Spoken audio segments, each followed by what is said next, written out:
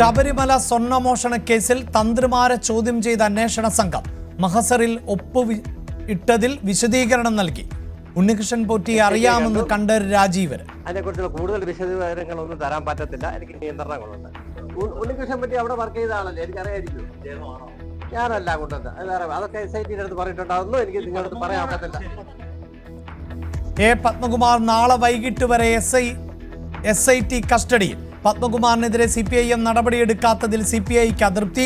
മുൻ തിരുവാഭരണം commissioner ജയശ്രീയുടെ arrest വെള്ളിയാഴ്ച വരെ തടഞ്ഞ് കോടതി.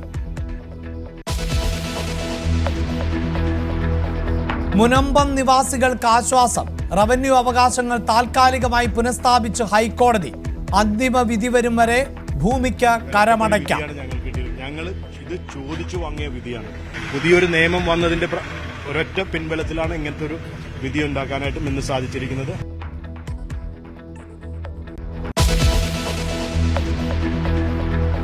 ഹൈക്കോടതിയിലും ഭാരതാംബ വിവാദം. ഗവർണർ പങ്കെടുത്ത പരിപാടിയിൽ ഭാരതാംബയുടെ ചിത്രം വെച്ചതിൽ പ്രതിഷേധം. അഭിഭാഷകർ ചടങ്ങ് ബഹിഷ്കരിച്ചു. ഗവർണർക്ക് അതൃപ്തി. ചീഫ് ജസ്റ്റിസിന് പരാതി നൽകി ലോയേഴ്സ് യൂണിയൻ.